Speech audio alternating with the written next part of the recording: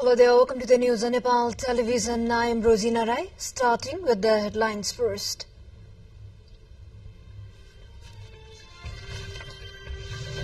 CIA marks the 33rd establishment day today. President and Prime Minister emphasizes on strong political determination and effective policy to restrain corruption.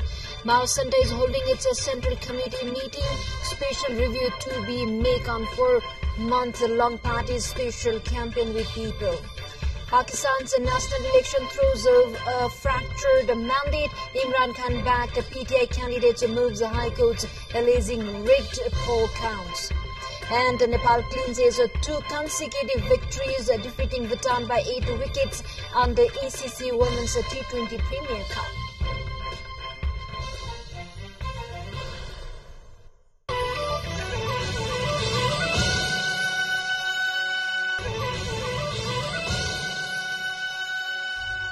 Welcome back. Now we have news in detail. On the occasion of the 33rd establishment day of the Commission for Investigation of Abuse of Authority CIA today, President Paudel emphasized the crucial role of good governance as the lifeline of democracy. He underscores that corruption and corrupt behavior weaken the moral foundation of the nation, expressing concern over the increasing number of corruption cases reported by Auditor General's annual reports.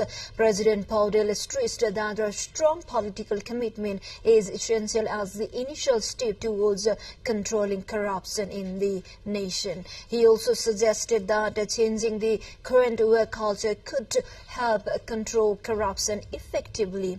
In the same event held this morning, Prime Minister Dahal has stated that national ethics policy will be formulated and implemented to develop and establishing ethical standards in both the public and private sectors. Prime Minister Pushpakamal Dahal also has emphasized the need for collective responsibility of all sectors to build a corruption-free society. He also informed that the government has prioritized comprehensive governmental reforms such as the implementation of the constitutional and federalism, strengthening the economy, promoting job creation, improving public service delivery, simplifying administration, establishing citizens-friendly governance, and controlling corruption, he stated.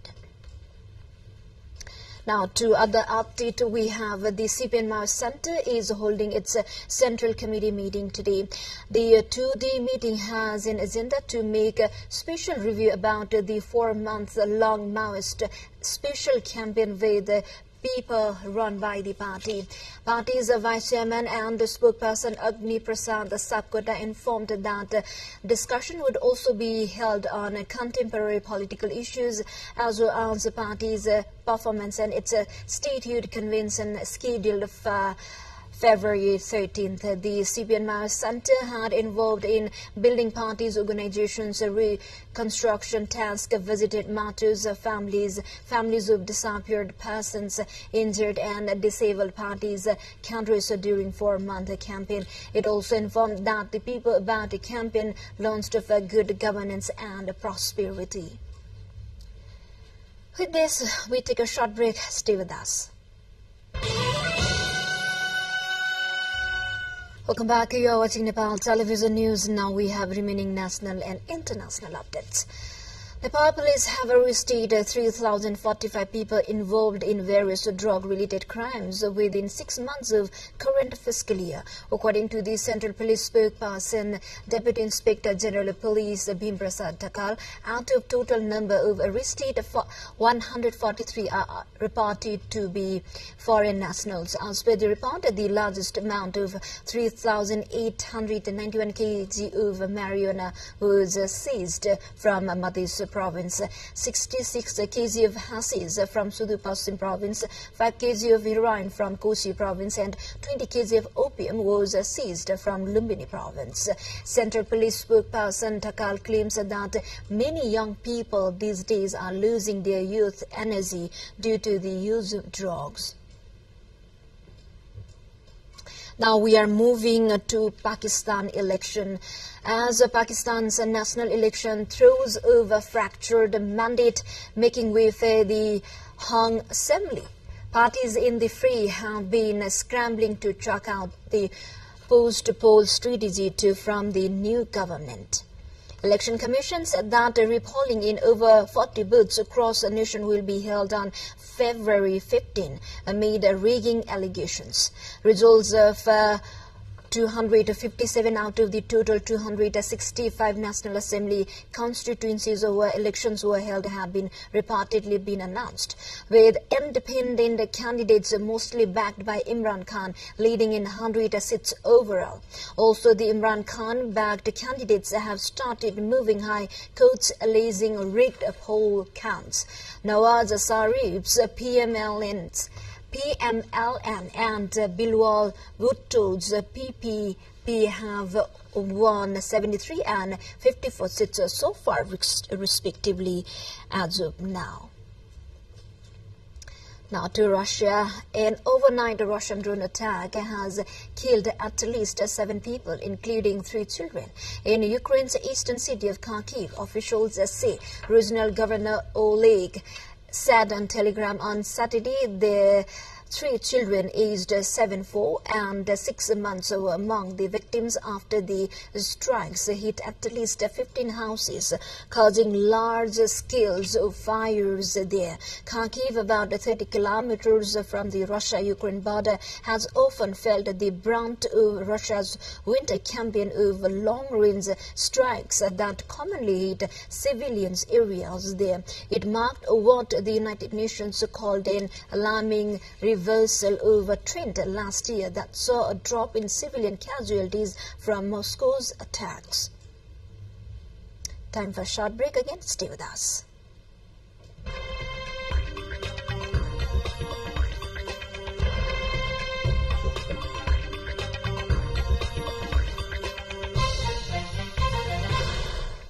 Thank you for staying with us. And now we have remaining international update.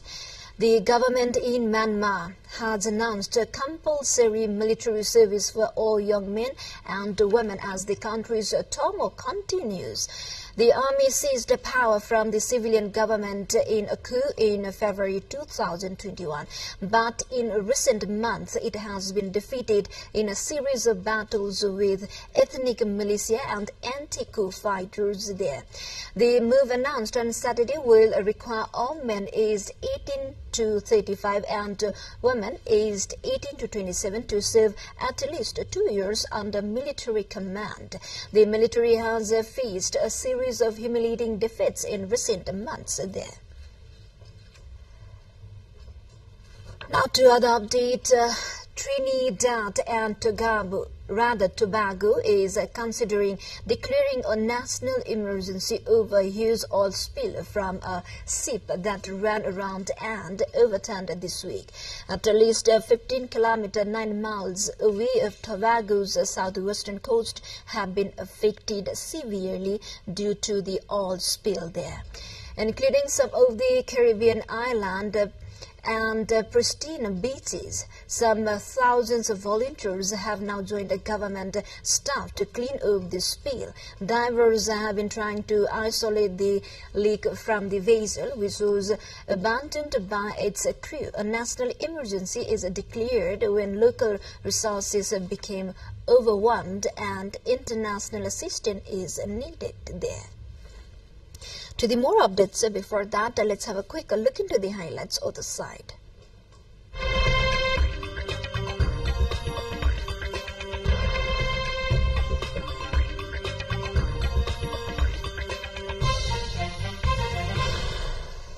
Various places across China has held lanterns fairs featuring a blend of traditional festival elements and local characteristics as the Spring Festival approaches, creating joyful festive atmosphere and attracting flocks of locals and tourists alike. The Spring Festival or the Chinese New Year is China's grandest traditional festival when people across the country return to their hometown for family family reunions. Traditionally, Chinese people make lanterns to celebrate the festival, which symbolizes a reunion and carry their wishes. The festival is based on a 12-year zodiac cycle of characters, with 2024 being the year of the dragon, a mythical creature symbolizing auspiciousness and good luck in China. Meanwhile, a riot of hundreds of scarlet lanterns hang over the red cloth crowds, offering candles as they murmur prayers and chants at a historic Bangkok temple to celebrate Chinese New Year.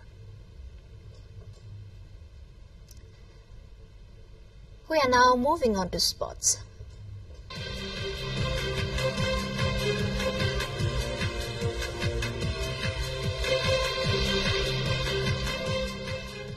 The Nepali women's squad has secured consecutive victories, 2 victories in the ongoing ACC Women's Premium Cup. And they clinched an 8-wicket win victory against Bhutan. Nepal achieved the target in just 11 overs and 5 balls, losing only 2 wickets in the process. Sita Rana Magar played a crucial role, contributing 32 runs for Nepal, while Rubina Chhatri added 17 runs to the scoreboard. Earlier in the innings, Kavita Kaur scored 5 runs and Indu Burma managed 1 run before being dismissed. In the first innings, Bhutan, after losing the toss and being invited to bat, posted a total of 65 runs for the loss of 4 wickets in the scheduled 20 overs. Nepal's bowling attack was led by Kavita Kaur, Sita Rana Magar, Kavita Joshi and Captain Indu Burma, each claiming 1 wicket. Nepal is set to engage in their final group stage match against the Maldives women on 13th of February. Now to Asian Cup, Akram Afif scored a hat-trick of penalties as Qatar beat Jordan 3-1 in the Asian Cup final at Lusail Stadium. The result meant host Qatar became the 5th team to win back-to-back Asian titles, having also triumphed in 2019. Yazan Al Nayan's second half goal had leveled matters after Afif had dispatched a first-half penalty. Jordan had been aiming to win the Asian Cup for the first time, having stunned South Korea 2-0 in the semi-finals to reach their first final. With this Asian Cup update, we come to the end of this news bulletin. But before we say goodbye, quick reminders of the headlines once again. CIA marks the 33rd establishment day today. President and Prime Minister emphasizes on strong political determination and effective policy to restrain corruption. Maharashtra is holding its Central Committee meeting. Special review to be made on 4-month-long party's special campaign with EBA.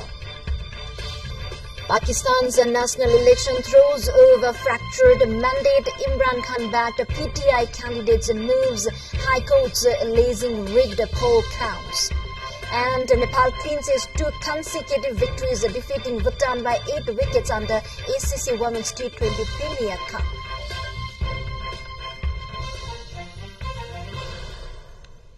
Well, this is all we have for this moment. Until our next bulletin, keep watching Nepal television. Have a good day ahead. Namaste.